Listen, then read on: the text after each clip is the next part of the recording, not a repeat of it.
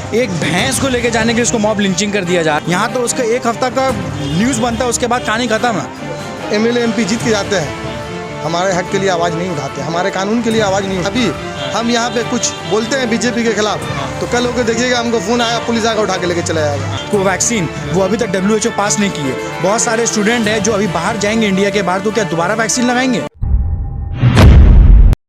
नमस्कार, आदाब। मैं रज़ा अंसारी, द इंडियन खबर पर आपका स्वागत है।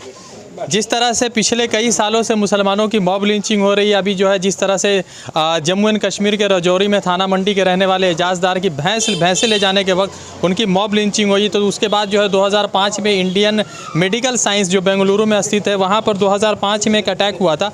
वहाँ पर हबीब मियाँ नाम करके एक व्यक्ति को 2017 में गिरफ्तार किया गया।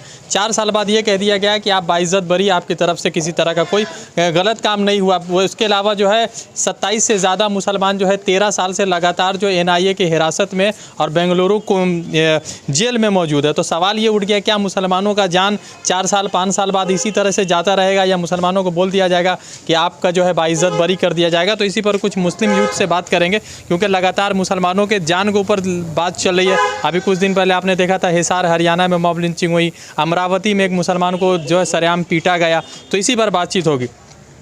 अभी 2014 से लगातार मुसलमानों के मॉब लिंचिंग पर बन रही है। ट्रिपल तलाक का ज़रूरत नहीं था, तो प्रधानमंत्री ने कानून बना दिया ट्रिपल तलाक। उस पर कितनी इंसिडेंट कहानियाँ हुए वो तो नहीं पता, मगर मुसलमान लड़कों के मॉब लिंचिंग के ऊपर, यानी गाय के साथ अगर खड़ा भी अगर गलती से नज़र आ जा रहा है मुसलमान, तो मॉब लिंचिंग हुई। तो ये मुसलमान यूथ है और आप लोग भी मुसलमान हैं, तो इस तरह से किस तरह से देख रहे हैं इस पूरे घटनाक्रम को जो लगातार 2014 से चल रहा है? देखिए, सबसे पहला बात तो मेरे हिसाब से ये मुसलमान और हिंदू का कोई ऐसा मसला नहीं है। मसला ये है कि जो बंदा जो मॉब लिंचिंग हो, उसका नाम था एजाजदार। उसकी 3 बहनें थीं, उसके जो वालिद साहब जो फादर है वो पैरालाइज्ड है। वो अपने घर का कमाने खाने वाला लड़का खुद अकेला था। तो अब मुझे ये गवर्नमेंट से, जो सेंट्रल में बैठी हमारी जो सरकार है, RSS और BJP की सरकार है, मुझे ये जानना कि अब उसे घर का खर्चा कौन चलाएगा। एक भैंस को लेके जाने के लिए उसको मॉब लिंचिंग कर दिया जा रहा है। और ये सिर्फ ये एक नहीं है, ये स्टार्टिंग जुनैद नाम के लड़के से हुआ था 2015 में लगभग। जी हाँ, जब से सरकार 2014 में आई है, तब से ये लिंचिंग को एक मजाक बना दिया गया। ये मतलब ऐसा हो जा रहा है कि अगर आप चाहे गाय भैंस को कहीं भी कुछ भी कराने लेके जा रहे हो, अब उसको मॉब लिंचिंग कर दिया जा रहा है। हम तो ये सुन लेते हैं कि मॉब लिंचिंग हो जा रहा है, बट उसके जो गुनहगार है, जो गुंडे हैं, वो सब कहाँ हैं? वो जेल में है, घर में घूम रहे हैं, उसके बारे में कोई अता पता नहीं रहता।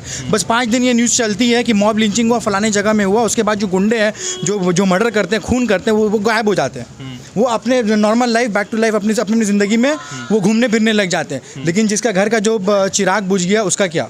सेंट्रल गवर्नमेंट उसके बारे में कुछ जवाब देगी? जो RSS जो गवर्नमेंट चला रही है BJP के रूप में, उसके बारे में कोई जवाब देगी? मुझे नहीं लगता कोई ऐसा। BJP के लोग बार बार कहते हैं कि ये घटना हो गया, इसमें धर्म नहीं देखा जाए, मगर इस घटना में खाली मुसलमानी क्यों शामिल है? अगर घटना अगर हो जाता तो हिंदू भी शामिल रहता, खाली मुसलमानी लोग जो है इसके शिकार हो जाते हैं। जी हाँ, बिल्कुल सही बात है, क्योंकि मैं इससे पहले भी जो मैंने भी कहा, ये गवर्नमेंट जो है RSS चला रही है, BJP फॉर्म गवर्नमेंट। तो इसमें नुकसान जो कट्टरवाद सोच RSS का, जो सिर्फ मुसलमान के अगेंस्ट में जो भी मुसलमान को लिंच कर दे रहा है, कि वही जैसे मैंने आपको कहा कि गुनहगार कहाँ है, नहीं दिख रहे हैं, क्योंकि उन्होंने मुसलमान को मारा। ये अगर मुसलमान किसी का मॉब लिंचिंग कर दे, तो उसे गुंडा या कुछ ऐसा नहीं मिलेगा, उसे डायरेक्ट टेररिस्ट कह दिया जाएगा, आतंकवाद कह दिया जाएगा। तो ये डिफरेंस है, ये इंसानियत, ये सोच के ऊपर डिफरेंस है। ये RSS जो अपना गवर्नमेंट चला रही है BJP, ये 2014 से चलता हुआ आ रहा है। ये ट्रेन में इंसिडेंट शुरू हुआ था, आज यहाँ तक चला गया है। कोई भी सरकार इसके खिलाफ बहस के अलावा कुछ नहीं कर पा रही है। अब हमें चाहिए, 2015 से 1 लाख की दादरी में लिंचिंग हुई, उसके बाद सिलसिला शुरू है, कोई भी लोग को सज़ा नहीं हुआ, बस चल रहा है, उनका ट्रायल चल रहा है। बस 5 दिन समझ लिए, 5 दिन 6 दिन ये न्यूज़ में बने रहे। उसके बाद अगर जेल कस्टडी भी उनको मिला, तो ये पहला बेल या दूसरे बेल में ये बाहर है। उसके बाद इनका सज़ा क्या? बस ये कोर्ट में जा रहे हैं, उनको तो डेथ पेनल्टी मिलना चाहिए। क्योंकि जैसे अभी जिसका हम बात करते हैं, एजाजदार को जिन्होंने मारा है, उसकी 3 बहनें और उसके फादर जो हैं, उनके वालिद साहब जो पैरालाइज्ड हैं। तो अभी उनका घर खर्चा कौन चलाएगा? बहनों की शादी कौन करेगा? कौन करेगा? सेंट्रल गवर्नमेंट करेगी? नहीं करेगी। नहीं। वो तो मॉब लिंचिंग हो गया, अभी 3 दिन ये न्यूज़ में चलेगा। पता नहीं कोई एक ऑपोजिशन लीडर पार्लियामेंट में इसका आवाज़ उठा देगा। उसके बाद ऑपोजिशन लीडर नहीं है, असदुद्दीन ओवैसी आवाज़ उठा रहे हैं, तो लोग उसको कह रहे हैं कि आप मुसलमानों को भड़का रहे हैं। तो फिर आवाज़ कोई क्यों नहीं उठा रहा है दूसरे पार्टी के लोग? वही तो बात है ना, अगर एक मुसलमान कौम के लिए आवाज़ उठा रहा है, तो इसमें लोगों को प्रॉब्लम है। अब ये मुसलमान कट्टरवाद में उतर जाएगा, तो बोलेंगे ये मुसलमान का टेररिस्ट है। तो मतलब इसके अंदर कौन आवाज़ उठाएगा? अगर कोई नॉन मुसलमान ही आवाज़ उठा ले, हम उसका स्वागत करेंगे उसका। लेकिन कोई भी ऐसा ओपोनेंट पार्टी नहीं लगता है जो आवाज़ उठा रही है। तो इसका आवाज़ किसको उठाना चाहिए? आम पब्लिक एक दिन निकलती है, कैंडल मार्च दिन सब लाइट सब लेके निकलती है, उसके बाद नेक्स्ट डे अपने अपने घर में सो जाती है। लेकिन फिर हम देखते हैं एक हफ्ता बाद फिर एक मॉब लिंचिंग हो गया। तो इस सब पूरे घटनाक्रम को देखने के बाद तो ये लग रहा है, जो मेरा अपना अनुमान है, कि मुसलमानों का कोई ऐसा कोई रहबर या लीडर सामने नहीं आ रहा है जो मुसलमानों के लिए आवाज़ उठा रहे हैं। मान लेते कि असदुद्दीन ओवैसी या अकबरुद्दीन ओवैसी या दूसरे जो सियासी दल के जो मुस्लिम लोग हैं वो लोग आवाज़ उठा रहे हैं, तो उनके ऊपर जो कट्टरवादी का नारा लगा दिया जाता है, कट्टरवादी का टारगेट कर दिया जाता है या लेबल लगा दिया जाता है, तो मुसलमान लोग ऐसी जान से जाते रहेंगे, कोई दिक्कत नहीं है फिर। देखिए, सबसे पहला बात, जो ओवैसी जो बोलते हैं वो एक इंसान के ऊपर बोलते हैं। लोगों का मानना है कि वो मुसलमान कौम के लिए बोल रहे हैं, वो एक इंसान के हक के लिए बात करे, चाहे वो हिंदू हो, मुस्लिम हो, दलित हो। पार्लियामेंट भी उन्होंने पहले ये शब्द यूज़ किया था, जय भीम जय मीम। तो BR अम्बेडकर को पहला उन्होंने नाम उठाया गया था। तो लोगों को ये सोचना कि इंसान के हक में बात करने का, रादर दैन हिंदू या मुसलमान। तो अगर चाहे वो इखलाक हो या एजाज हो या राम हो या कोई भी या राहुल हो, कोई भी हो, ये मॉब लिंचिंग ही क्यों, उसके लिए सबको आवाज़ उठाना चाहिए। तो अपोजिशन में बैठे लोग भी तो सरकार के ऊपर कोई परेशान, सरकार तो MLA खरीदने में बिजी है फिलहाल। अभी जो है राजस्थान में चल रहा है, कुछ पंजाब में कुछ तो तोड़ मोड़ चल रहा है, तो सरकार को तो इससे कोई दिक्कत नहीं, सरकार तो इस पर कोई। देखिए, ऑपोजिशन पार्टीज़ भी जो 2-3 ऑपोजिशन पार्टी जो पार्लियामेंट में बैठी है ना, वो चाहती थी 2000 क्या बोलते हैं 19 में सरकार पलट सकती थी, लेकिन किसी ने कुछ ऐसा आवाज़ नहीं उठाया। सबको मज़ा आ रहा है, सब अंदर से मिले हुए हैं, सब एक उन्होंने अपना टारगेट बनाया हुआ है, वो अपना टारगेट पे लोग फॉलो कर रहे हैं। इनको ये मॉब लिंचिंग वगैरह से किसी को कुछ मतलब नहीं है। तो मुसलमान का ऐसे ही जान जाता है, मुसलमान जा ही रहा है। ये एजाज दर का जो आप अभी इंटरव्यू ले रहे हैं मेरे से, तो पहला नहीं है। जुनैद का हो चुका है, 1 लाख का हो चुका है, ट्रेन में लेके जा रहे हैं, बहुत कई नाम है, कईयों नाम है। उनका क्या हुआ, उनके अपराधी को क्या हुआ, मर्डर, डेथ पेनल्टी मिल गया, उनका घर कैसे चल रहा, कोई देखने गया है? कोई भी सरकार गई है देखने के लिए? अब आप बताइए। तो फिर उस हिसाब से तो यही हुआ ना कि असदुद्दीन ओवैसी को सपोर्ट कर दिया जाए। देखिए, सपोर्ट मेरा उनके सोच को सपोर्ट करें।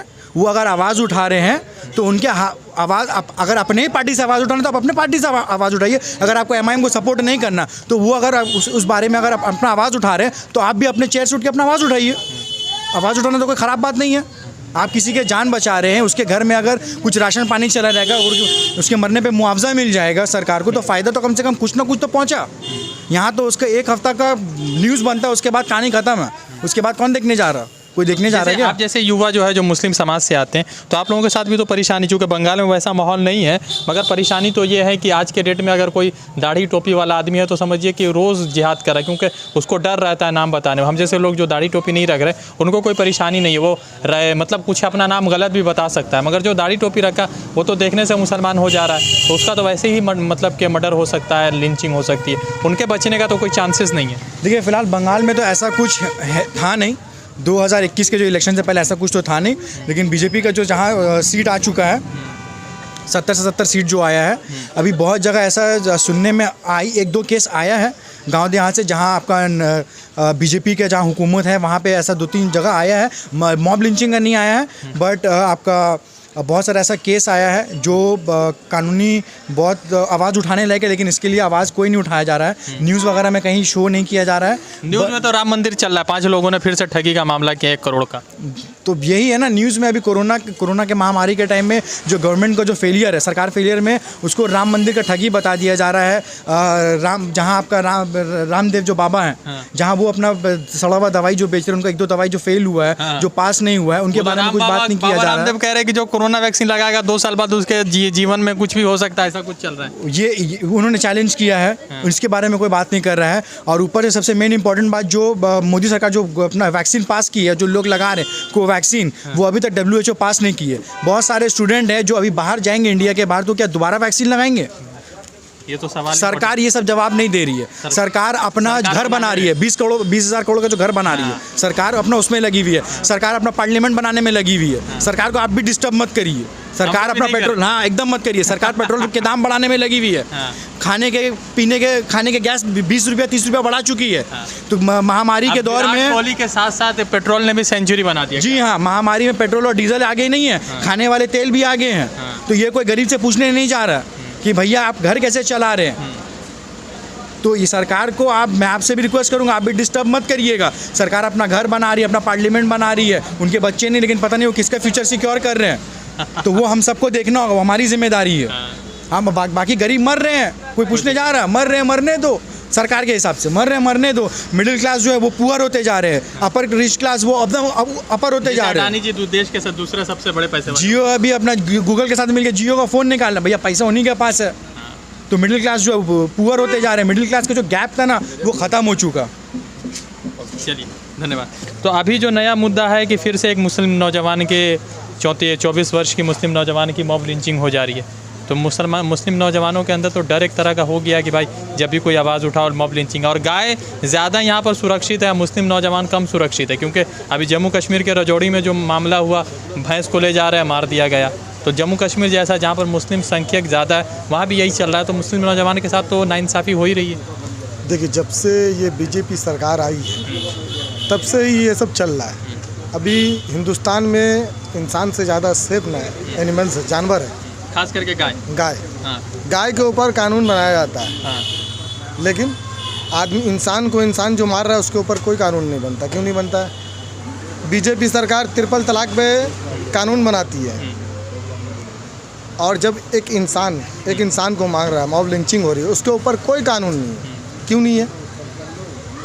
सरकार ये चाहती है कि इस तरह का मामला होते रहे और हम लोग का अपने सरकार बनी रहे।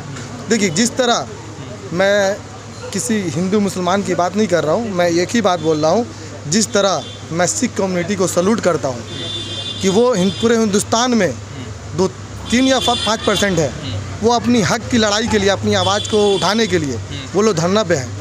हम लोग मुस्लिम 22% या 25% होंगे।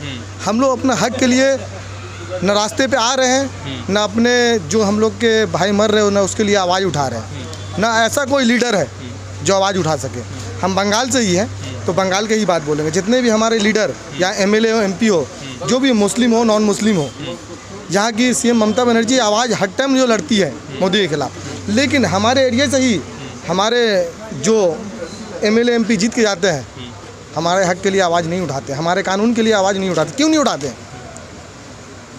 जब हमारी CM ममता बनर्जी जब आवाज़ उठाती है तो ये लोग क्यों चुप हैं? इन लोगों को भी जाके बोलना चाहिए दिल्ली में। अच्छा, एक सवाल ये है कि जैसे आप लोग बंगाल से हट के, चलिए बंगाल के लोग वैसे नहीं है, चाहे सरकार जिसकी भी रही, बाहर जब जैसे उत्तर प्रदेश जाते हैं, बिहार जाते हैं, तो कभी किसी जगह पे जहाँ पे भीड़ होती है तो घुसते हैं, तो कभी ऐसा डर हुआ है कि यहाँ पर मुस्लिम हैं तो मारे जा सकते हैं, पीटे जा सकते हैं, इस तरह का चीज़ चलता आता है? कि देखिए, यहाँ पे मुस्लिम और हिंदू का बात नहीं है। हम लोग जब देखिए, हम लोग नॉर्मल है, हम लोग दाढ़ी रख के, तो ये फैशन है आजकल, तो हम लोग को इस तरह का माहौल, जो टोपी रखा हुआ बड़ा बड़ी दाढ़ी है, उसके लिए प्रॉब्लम फेस होता है। उस टाइप के जो लोग हैं, RSS के लोग, टारगेट वो उस लोग को करते हैं जिसके सर पे टोपी है, जिसके सर पे पूरा दाढ़ी है, उसको ही टारगेट करते हैं। ये तो फैशन में दाढ़ी, इसको हम आपको टारगेट नहीं करेंगे। मतलब एक कहा जाता है ना कि फिर भी इंसान के अंदर आ जाता है कि अगर कोई किसी समाज से है तो थोड़ा सा दिख जाता है, तो डर तो थोड़ा बहुत बना रहता है। अभी पूरे इंडिया में ऐसा माहौल हो चुका है कि आदमी एक स्टेट से दूसरे स्टेट जाता है, 1-2 आदमी तो डरता है, महसूस करता है कि चलो यहाँ पे क्या हो रहा, नहीं चुप से जाओ, अपना काम करके निकल जाओ, ऐसे विवाद में आओ ही मत। इसलिए डर से अपना जो काम से जाता है वो बंदा काम करके निकल जाता है। तो ये कब तक चलता रहेगा, क्या लग रहा है? देखिए, जैसे ट्रिपल तलाक पे कानून बना ना, हाँ। मैं बीजेपी सरकार से अनुरोध करूँ, ये जो मॉब लिंचिंग है इसके ऊपर कानून बनाया जाए। कभी इतना दिन में जब से बीजेपी सरकार आई है, कभी सुने कि किसी मुस्लिम ने हिंदू को मार दिया? नहीं। हिंदू को मार रहा है, हिंदू को मार रहा है। कभी सुने किसी मुसलमान ने हिंदू को मारा? नहीं। क्योंकि मुसलमान में ये बताया गया है कि भाई, चाहे भाई हो चाहे पड़ोसी हो, इसके ऊपर जुल्म मत करो। इसलिए मुसलमान इस चीज़ को समझता है। और जो कुछ हिंदू भाई हैं जिसको यूज किया जाता है, जो RSS के लोग इस तरह से उसको इस्तेमाल करते हैं, क्योंकि अपने पार्टी का जो भी है उसी पे चलाना है उसको, इस तरह लोग को समझना चाहिए। और जो हमारे नॉन मुस्लिम भाई जो अच्छे लोग हैं वो चीज़ को अच्छी तरह से समझते हैं। कुछ चंद लोगों की वजह से एक भीड़ जमा होती है और एक इंसान को मार दिया जाता है। इंसाफ तो किसी को नहीं, कोई भी आज तक जेल नहीं गया, सब 15 दिन 20 दिन 25 दिन के ट्रायल पर ख़त्म हो जाता है, फिर ख़त्म हो जाता है। तो इंसाफ कहाँ से मिलेगा? इंसाफ कैसे मिलेगा? सरकार उसकी है, कानून उसका है, सब कुछ उसका है, करवा वो लोग रहे हैं, तो इंसाफ कैसे मिलेगा? वो लोग जो मर्जी है वही कर रहे हैं। तो फिर इस हिसाब अगर से- अगर हाँ इंसाफ कब मिलेगा? अगर कोई मुस्लिम आदमी अभी हम यहाँ पे कुछ बोलते हैं बीजेपी के खिलाफ, तो कल होकर देखिएगा हमको फ़ोन आया, पुलिस आकर उठा के लेके चला जाएगा। हाँ, इंसाफ हम मतलब मेरे साथ ही होगा इंसाफ। हाँ, जुल्म भी होगा, इंसाफ भी मेरे साथ होगा। हाँ, उसके साथ कुछ नहीं होगा, हाँ। क्योंकि सरकार उसकी है, नाम उसका राम है और मेरा नाम रहीम है। तो मेरे साथ ही इंसाफ भी होगा, जुल्म भी होगा। पर राम जी तो कभी नहीं बोले होंगे कि ऐसा करो। हाँ तो लेकिन कुछ चंद लोग जो हैं आरएसएस के जो लोग जो इस चीज़ को पूरा ये कर चुके हैं कि हम लोगों को ये चीज़ करना है, और जो मुस्लिम कम्युनिटी से जो भी अगर गाय लेके जा रहा है या भैंस लेके जा रहा है, चाहे वो हिंदू ही क्यों नहीं हो, मुसलमान समझ के वो लोग मार दे रहे हैं। मार देता वो ऐसी घटना कई सारी हुई। ऐसी घटना हुई है। लेकिन ये चीज़ को कानून देखिए, बीजेपी सरकार को जैसे ट्रिपल तलाक में क्या लग रहा था उसकी बहन है या बेटी के साथ हो ऐसा तलाक हो जा रहा है। हाँ। जो घर में दामाद बना के रखे हुए हैं मुस्लिम को, वो अपनी बेटी का तलाक क्यों नहीं करा रहे हैं? हाँ, वो तो मुस्लिम है, तुम्हारी बेटी नॉन मुस्लिम है। शाहनवाज जी का घर उजड़ जाएगा हाँ ऐसा बोल रहे हैं। तो क्यों नहीं कर रहा है? हाँ, पहले ट्रिपल तलाक तो वहाँ से स्टार्ट करो ना, हाँ, जो पाबंदी लगा वहाँ से तलाक दोनों को अलग करो, हाँ, या तो उसको मार दो। वो भी तो मुसलमान है ना, हाँ। पहले उसको मारो ना, आम आदमी को क्यों मार रहे हो? जो तुम्हारे घर में मतलब तुम्हारे घर में रह के तुम्हारी बेटी से शादी किया, तो तुम उसको क्यों नहीं मार रहे हो? हाँ। तुम्हारा तो मुंह काला हो गया, फिर भी तुम उसको दामाद बना के रखे हुए हो, उसको MP MLA का सीट दे देते हो, उसी में खुश हो तुम। तो फिर असदुद्दीन ओवैसी को सपोर्ट कीजिए फिर, क्योंकि आवाज़ उठा रहे वो। देखिए सपोर्ट यहाँ पे जो है ना, ये बंगाल की सरजमीन है, ठीक है। यहाँ पे जो भी पार्टी आती है, सभी को कुछ लोग अपना सपोर्ट करते हैं। हम TMC को करते हैं, वो CPIM को करते हैं, कांग्रेस को करते हैं, वो MIM को करते हैं। जिसका जो सपोर्ट है करते ही हैं। आवाज़ तो सिर्फ असदुद्दीन ओवैसी उठा रहे हैं अभी। हाँ तो मुसलमान की बदकिस्मती है, जो लोग जो लीडर आवाज़ उठा रहे हैं उनका सपोर्ट करना चाहिए। हम ये नहीं बोल रहे हैं कि MIM पार्टी को सपोर्ट करें। जो लीडर जो बात बोल रहे हैं, सच बात, उसका आप सपोर्ट कीजिए। चाहे वो MIM का लीडर हो, चाहे वो TMC का, चाहे BJP का हो, चाहे CPM का किसी भी हो, दल कांग्रेस का का हो, किसी भी दल का हो। चलिए, धन्यवाद। लगातार जो है सवाल उठते रहते। 2015 से जिस तरह से दादरी में अखलाक की मॉब लिंचिंग के बाद एक नया ट्रेंड शुरू हुआ, और एक शेर है उसी से आज का ये एंड करेंगे कि तुम कत्ल भी कर हमारा भी करते हैं तो हो जाते हैं बदनाम, तुम कत्ल भी करते हो तो चर्चा नहीं होता। अब असदुद्दीन ओवैसी सवाल उठा रहे हैं तो उनको कट्टरपंथी दायरों में, कट्टरपंथी लाइन में रखा गया है। अब सवाल ये है कि अपोजिशन या वो लोग जिनको लोगों ने, मुसलमानों ने वोट देकर जिताया है, वो कब मुसलमानों का सवाल उठाएंगे और कब जो है एजाजदार के मुलजिमों को इंसाफ मिलेगा। रज़ा अंसारी की रिपोर्ट, द इंडियन खबर के लिए जुड़ते दूसरे अपडेट के साथ। धन्यवाद।